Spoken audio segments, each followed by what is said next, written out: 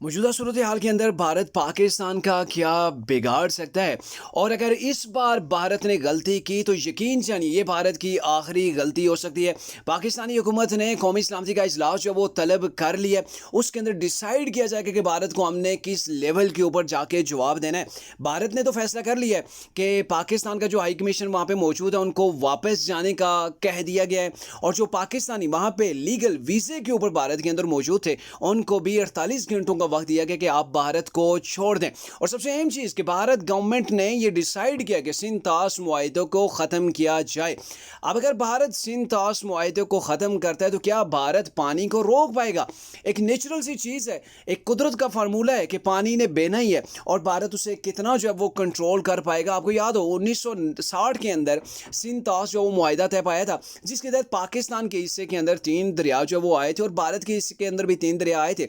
अब अगर भारत उस मुआहदे की खिलाफ वर्जी करता है तो जाहिर है आलमी दुनिया भी इसको देख रही है, और पाकिस्तान आलमी अदालत के अंदर भी भारत के खिलाफ जो वो जा सकता है कि भारत आबी जारियत कर रहा है। लेकिन अहम सवाल, क्या भारत पानी को रोक सकता है? भारत की कितनी कैपेसिटी है कि वो पानी कितने दिन तक जो वो या कितने हफ्तों तक रोक पाएगा? एक सीधा सादा सा फार्मूला है कि पानी जब जो वो आप उसे रोकने की कोशिश करेंगे तो वो फाड़ के निकलेगा, और पानी को कोई जो है वो रोक नहीं सकता है। और पाकिस्तान आलमी अदालत के सामने जब जाएगा तो भी भारत को खिफ़त जो है वो उठानी पड़ेगी।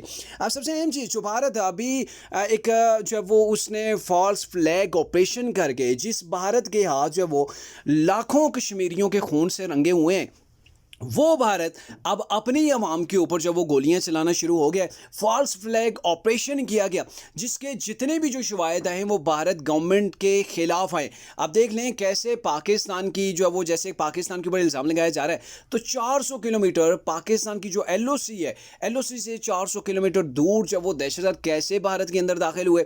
और सबसे अहम चीज़, जब भारत के अंदर ये दाखिल हुए वहाँ पर उन्होंने अटैक किया, चुन चुन के लोगों को इंटरव्यू लेने के बाद जब वो गोलियाँ मारी गई, तो भारत की जो 7 लाख फौज थी, सिक्योरिटी एजेंसीज हैं, वो कहाँ पे सोई हुई थी। और इतना बड़ा ऑपरेशन करने के बाद वहाँ पे जिन लोगों ने ये हिट किया, जिन्होंने ये दहशतगर्दी की, वो कहाँ पे गायब हो गए। तो ये एक तमाम का तमाम भारत का अपना जो वो एक प्रोपेगेंडा था जो पाकिस्तान के खिलाफ इस्तेमाल करना चाह रहा था। लेकिन वही प्रोपेगेंडा अब भारत सरकार की आवाम के ऊपर जो वो एक्सपोज हो गया है कि कैसे मोदी सरकार जो कश्मीरियों के खून से लथपथ था, वो मोदी सरकार जो है वो अब अपनी आवाम के ऊपर गोलियां चला रहा है। और इसके ऊपर हमें उन खानदानों के साथ जो वो हम जो वो ताज़ियत कर रहे हैं जिनके ऊपर मोदी सरकार ने जो बराह रास्त गोलियां चलवा दी, सिर्फ इसलिए कि पाकिस्तान के खिलाफ वो प्रोपेगेंडा कर पाए।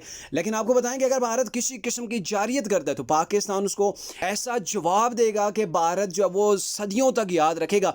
आप दूर ना जाएं, 2019 का वाकया देख लें, भारत ने उंगली की थी और भारत ने जो है वो बालाकोट के मकाम के ऊपर जंगल के ऊपर जो है ना, चीड़ का जो जंगल था उसके ऊपर जो वो बारूदी मवाद फेंक के वहाँ से वो भाग गया था। पाकिस्तान की फ़ौज के जैसे जो वो तैयारे फ़ज़ाइया के हवा के अंदर बुलंद हुए थे तो ये भाग गया था।